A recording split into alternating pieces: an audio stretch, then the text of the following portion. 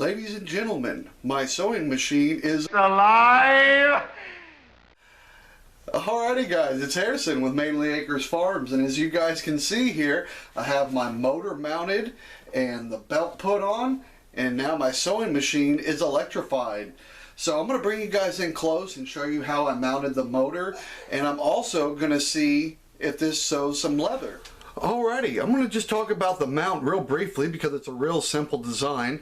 I had a piece of scrap wood left over, and I believe it's about 1.5 inches thick, and all I did was put it underneath the desk, attach it with 2 drywall screws, and that was it. It gave me a nice solid platform to mount the motor on, and it worked out really good.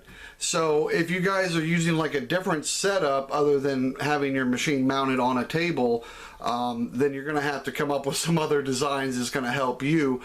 This is just more or less how I was able to do it with the setup the way it is now. So the first thing that I want to talk to you guys about when I was mounting this is first of all, to find out which way your motor turns, because you don't want to go through this whole mounting process just to find out that you mounted the motor in the wrong direction and trying to sew things in reverse. That's not going to work out too well.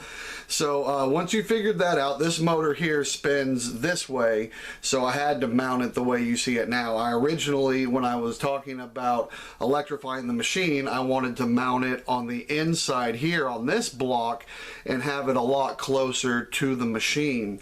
But that wouldn't have worked anyway, just because of the way that this motor spins. Another thing, when you're actually attaching the motor to the block, it's a good idea to have a rough ballpark of the tensioning that you're going to want on your belt. So what I did was I put the belt on the flywheel and also on the pulley on the motor. I pulled it out as far as I could with as much tension as possible, and I marked it with a pin, so that way when I took the belt off and installed the motor, I moved it over 1/4 inch from that mark, so that way I could make sure that it was going to be really nice and taut. So far everything's working good. Like I said, I might have to come back and maybe adjust it and make it not so taut if I find that the motor's having a hard time. Like I said, I've just ran this with no load on it. In other words, I haven't sewn anything yet, so everything is working up to this point. So let's go ahead and plug it in and get it running and see what happens here. Alrighty, so we're all plugged in and electrified. As you guys can see, I haven't had time to change the pedal over yet, but that is definitely something I'm going to be doing here very soon. But the reason why the pedal's up here is because I just wanted to show you guys there's no trickery going on. I was really able to get everything hooked up and have it run. So I'm going to zoom you guys out so you can get an overall picture of what's going on here. Alrighty, so here we go. Let's find out if it's going to work. Look at that.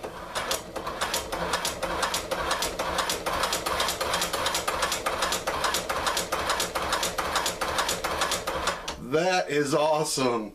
So now here's the next true test. I'm going to put this on the floor and operate it with my foot, and I'm going to take this piece of scrap leather and see what I can do.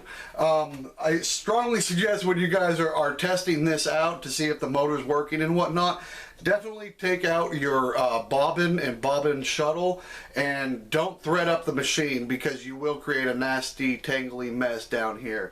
So just a little tip for when you guys are testing to see if this works. And what I really like about this setup is I can go real slow like this, and I was really worried about that because when I was given this motor and I tested it out, that thing was spinning really fast, and I was worried about that. But where it's a smaller pulley and the flywheel's a lot larger, it really works out good. You can go real slow with it. As you guys can see, I can just barely turn it here. You go real slow with it. So I really like that. I'm definitely going to change out the foot pedal, because as I was doing it real slow, I could actually feel the heat coming off the side of the pedal. So we're gonna, like I said, throw some scrap leather under there and see how good it sews. Let's get started here.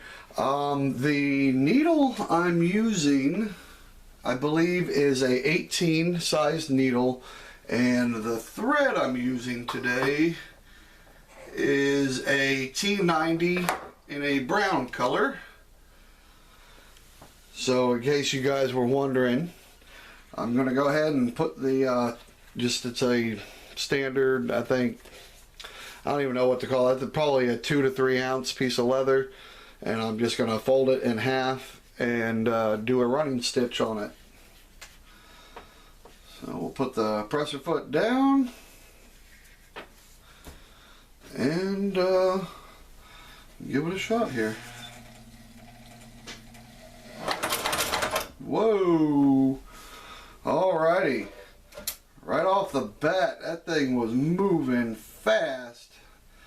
I'm gonna do the back stitch and see if I can control that a bit better. There we go. Turn that up and around.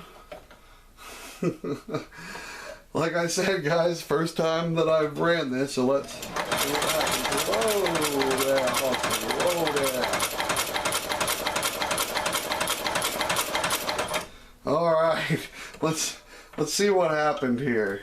Alright, the running stitch there looks really nice. And there as well on the front.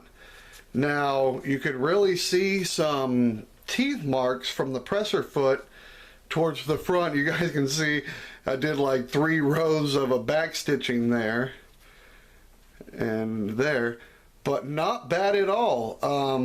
I'm definitely going to get a new pedal. Hopefully that will help control the variation from going slow to fast. But I'm going to give this another try and see if I can't control that a bit better now that I kind of got that out of the way, the first one out of the way. So I'm just going to stick it back underneath, and I'm really going to try just to use my toe here. Alright, perfect. So I'm going to lift my presser foot up, spin it around so we can get that back stitching in. Set it back down. Let's go slow again.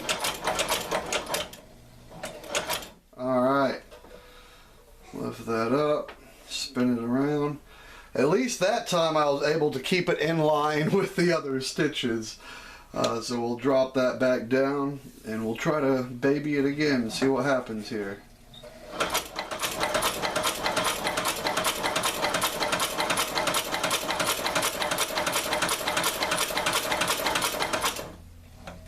Alright, so now I was able to stop that right where I needed to, just to spin it around.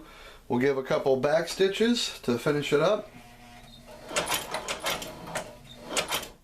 Alright, so now I'm just going to back this back to the 12 o'clock and pull down, give myself some slack, and we'll check out this run of stitching. Alrighty, as you guys can see up here, I was able to keep it in line a bit better than the last one. And then definitely towards the end here, I nailed it on that one, was able to get it right back in there. So look at that, man, that's really nice stitching right there. And I really wasn't expecting that here on the first try. I thought I was definitely going to have to mess around with my tensioning setup back here. Alrighty folks, so that's it. I'm really impressed with the stitching and how it came out. I really like this design. I think it's solid, and all I'm going to do is just change out the foot pedal and I'll be good to go. So if you guys like this video, please let us know with a thumbs up and a comment down below. You can follow us on Facebook, Instagram, and Twitter. And as always, guys, spend time with that family.